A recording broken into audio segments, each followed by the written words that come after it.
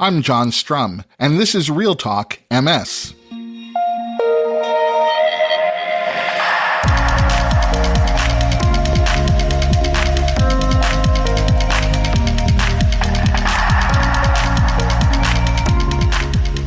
It's December 5th, and we have a lot to talk about.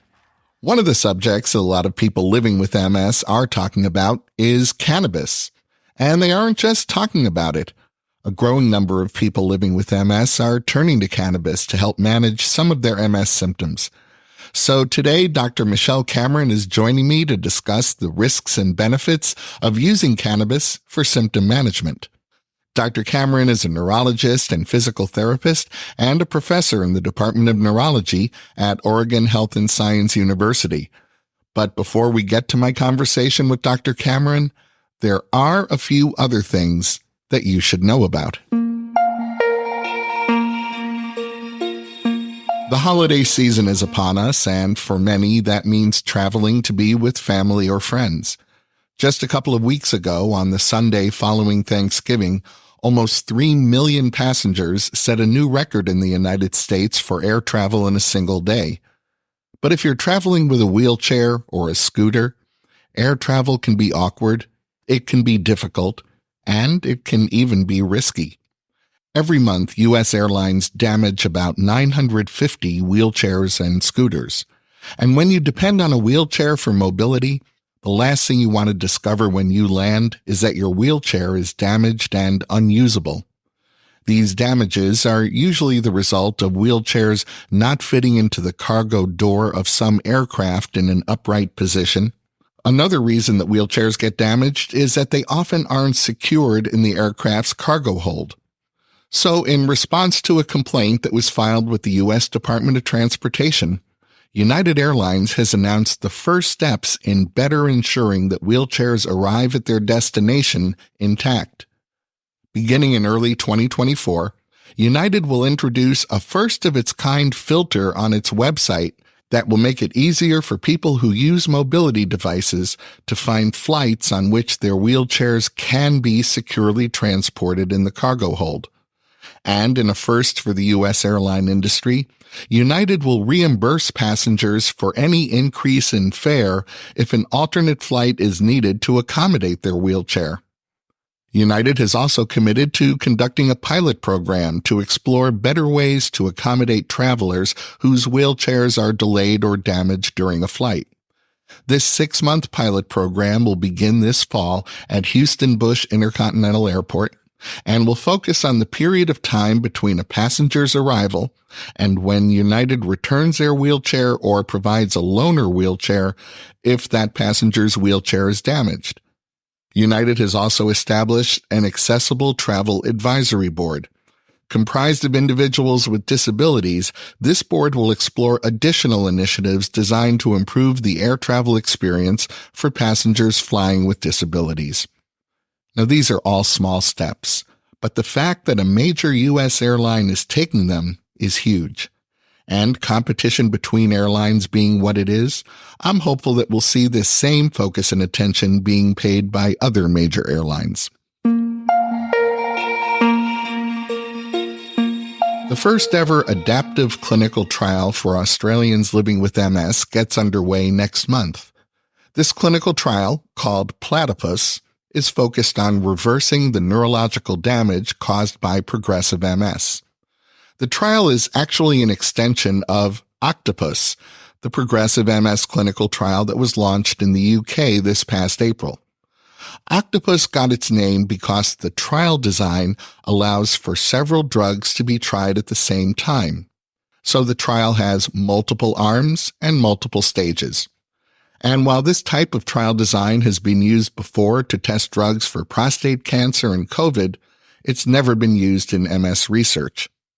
The first 2 medications to be tested in the Platypus clinical trial are high-dose metformin, a diabetes drug that will be tested to determine whether it may help regenerate myelin, and a version of high-dose alpha-lipoic acid, which is a food supplement that acts as an antioxidant and has already been approved in Germany for treating weakness, pain, numbness, or tingling in damaged nerves.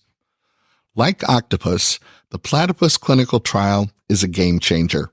It has the potential to make MS clinical trials more efficient, and that means that better treatments get developed, tested, and approved faster. The platypus clinical trial is being funded with an initial $4 million investment from MS Australia and MSWA, and we'll be sure to keep you updated on the progress of this clinical trial as news becomes available. Last week, the FDA granted clearance for an artificial intelligence tool that's been designed to analyze MRI scans to detect and monitor MS disease activity. Now, this type of clearance is required for medical devices used in the United States, and it signifies that, in this case, the software called Pixel Neuro meets the FDA's safety guidelines. There's plenty of research to remind us that time equals brain. Using this next-generation software means that reading and accurately analyzing an MRI scan will take just minutes. It puts MRI results into a neurologist's hands faster, which means any necessary treatment or changes in treatment can begin sooner. Pixel Neuro has already received the same sort of clearance from the European Union, and the software is already in use in more than a dozen countries. You can expect to hear many similar announcements being made over the coming months as artificial intelligence continues to be integrated into both medical research and clinical practice. There's initial positive news coming from a phase 1 clinical trial designed to assess the safety of injecting neural stem cells directly into the brains of 15 people living with high levels of disability as a result of secondary progressive MS. After following the trial participants for 12 months, the international research team reported that none of the participants showed an increase in their MS symptoms or any worsening of disability, and none of the participants reported symptoms that suggested either a relapse or significantly worsened cognitive function. So the 3 takeaways from this initial information are, first and foremost, injecting neurostem cells into humans has been shown to be safe. Additionally, you want to remember that secondary progressive MS is characterized by the steady worsening of symptoms and increasing disability. The fact that this therapy seemed to stop that disease progression is an important win. And finally, while this was a small phase 1 study, it's worth noting that these early results suggest that neural stem cell therapy represents one more avenue of exploration in understanding how stem cell therapy might best stop MS progression. If you'd like to review the details of this study, you'll find a link in today's show notes. I want to switch gears from talking about stem cells as disease-modifying therapies to talking about the medications available for managing MS symptoms. Some of the most common MS symptoms, like fatigue, are still not effectively managed by symptom management medications. That's why some people living with MS are looking beyond FDA-approved medications and using cannabis to manage some of their symptoms. But which MS symptoms have been shown to be responsive to being treated with cannabis? Where should someone buy medical cannabis? And is using medical cannabis even legal? My guest, Dr. Michelle Cameron, joins me in a moment to answer these questions and more.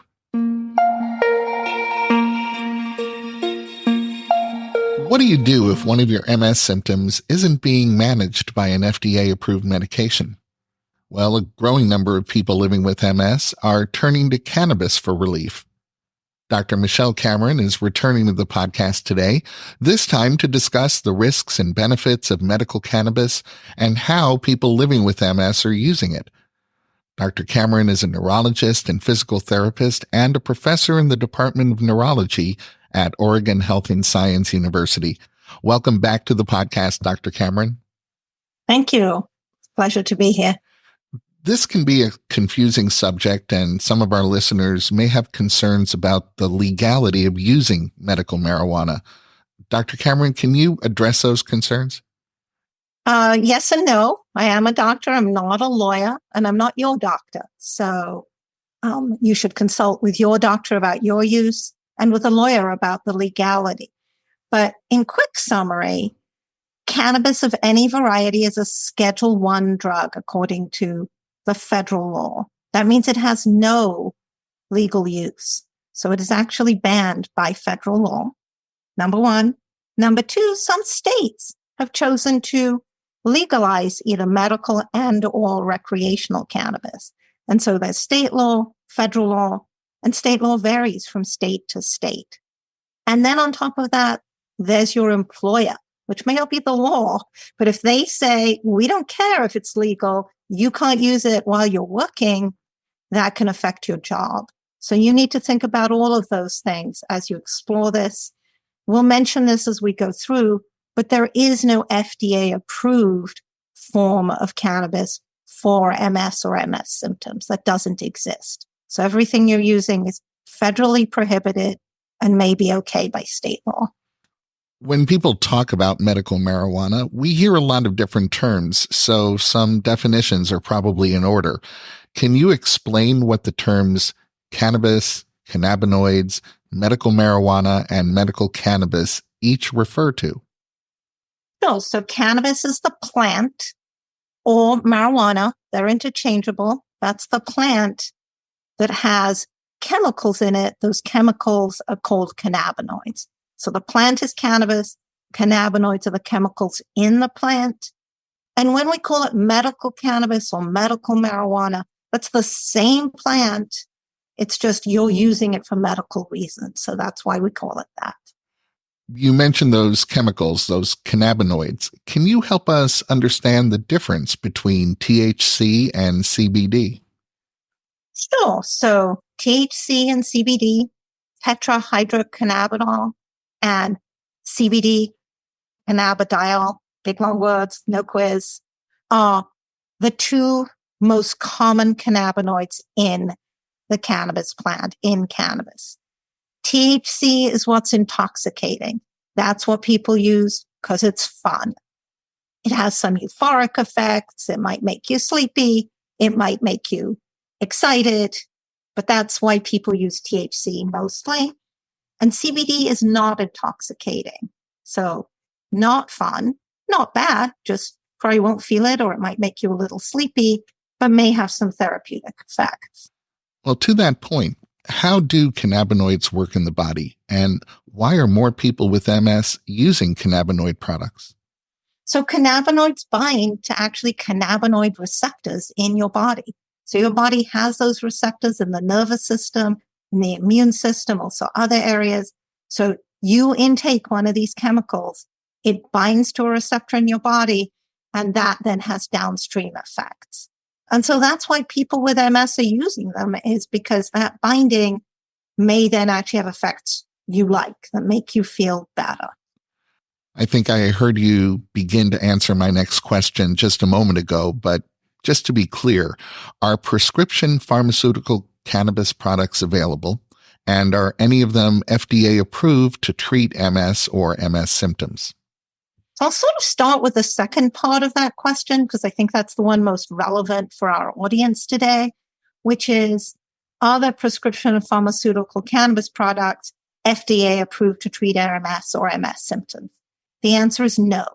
There is no pharmaceutical cannabis product approved to treat MS symptoms or MS in the United States. Now, there's a couple of little caveats to that. In Canada or New Zealand or many parts of Europe, there is one cannabis-based product that's approved to treat spasticity in people with MS, generally spasticity that hasn't responded to other medications. So that exists. And there is one cannabis-based product that is FDA approved in the US. It's a CBD only product. So it's good we understand what CBD is. So it has essentially no THC in it. And it's approved for seizures associated with very rare forms of epilepsy.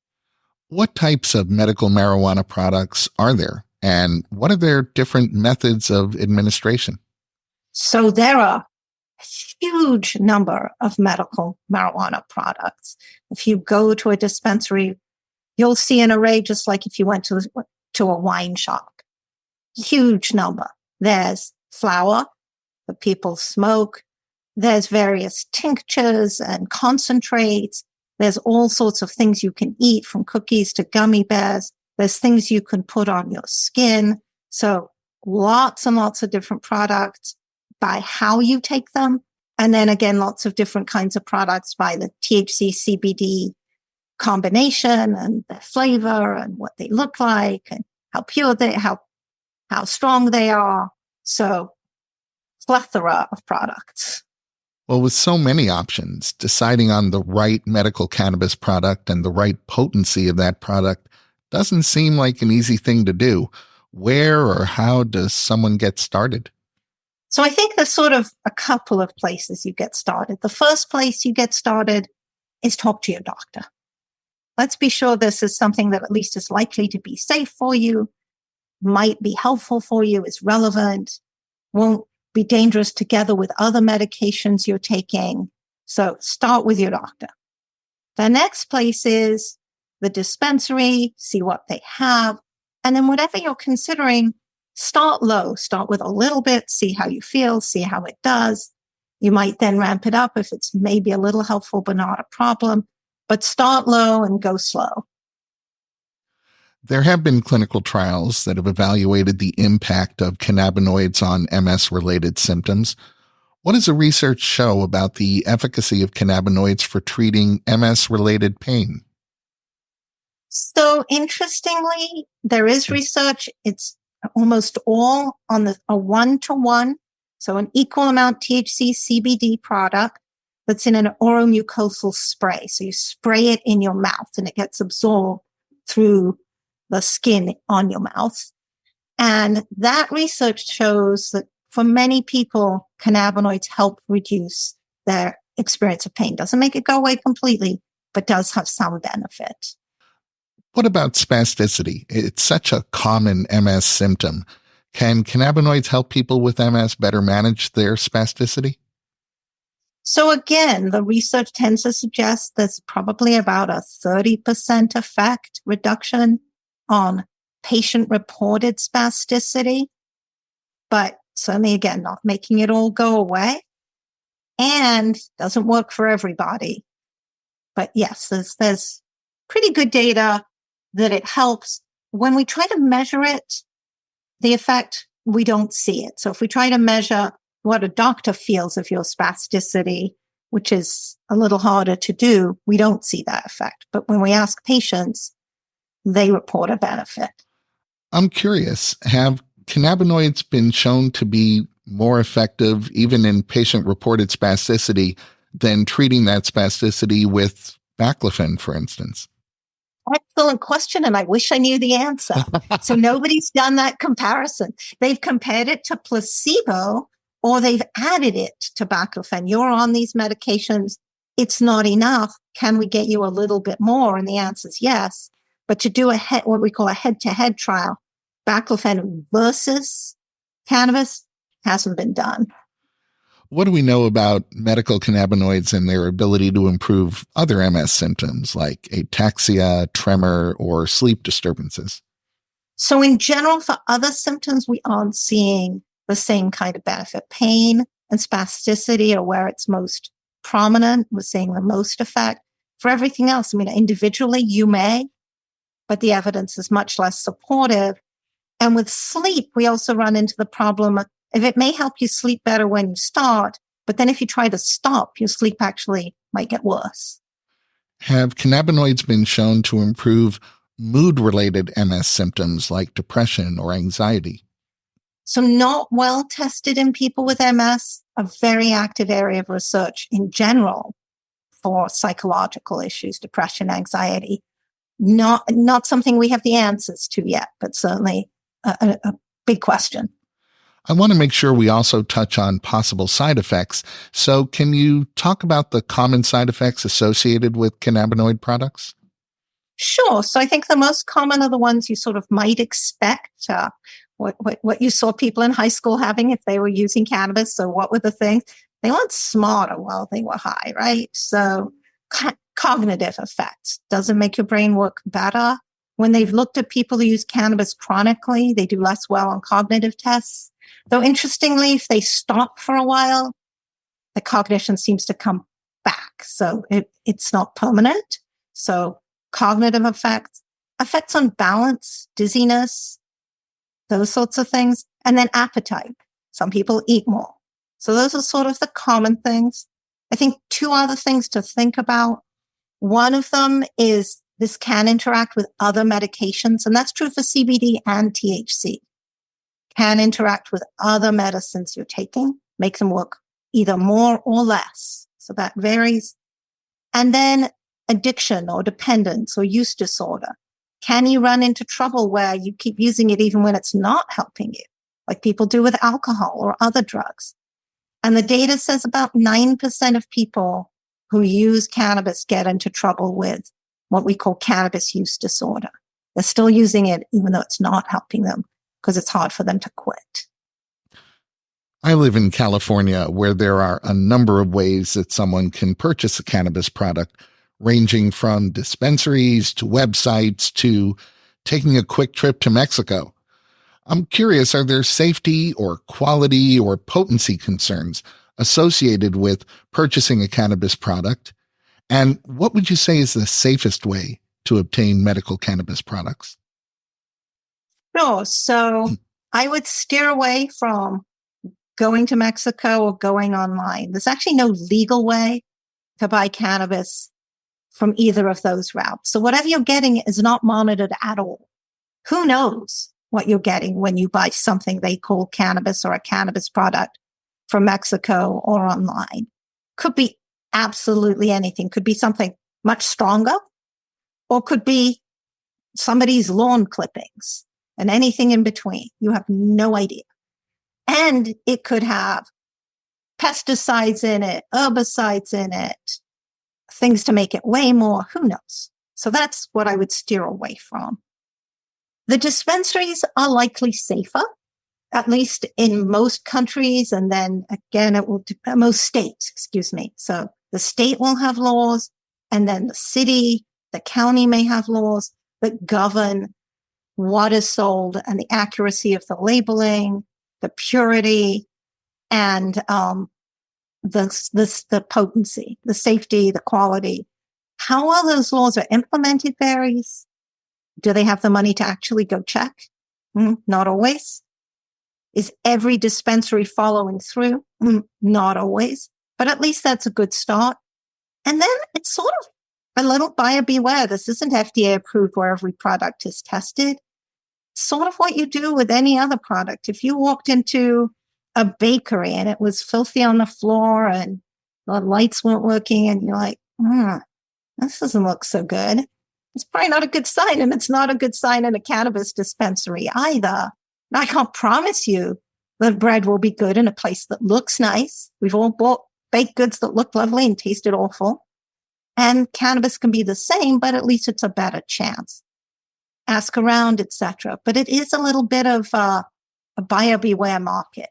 But at least the dispensaries have some regulation and hopefully are abiding by it. Dr. Michelle Cameron, thank you for all you do to improve the quality of life for people living with MS. I always appreciate having you join me on the podcast. So thanks once again for talking with me today. Thank you, John. It's always a pleasure. That's going to wrap up this episode of Real Talk MS. Real Talk MS is powered by the National MS Society. And you can share this episode of the podcast by letting your friends or family members know that all they have to do is point their web browser at realtalkms.com/327. You'll find that link in today's show notes, so you can easily copy and paste it right into an email or a text. And if you have a minute, I hope you'll visit the Apple App Store or the Google Play Store and download the free Real Talk MS app for your iOS or Android smartphone or tablet. It's the best way for us to stay connected. The app will automatically download the latest episode of Real Talk MS. You'll be able to access any of our past episodes. You'll be able to save your favorite episodes. and it's a great way for me to share bonus content with you. The app is free, so I hope you'll download it today. I'm John Strum. Thanks for listening. Stay safe and make healthy choices.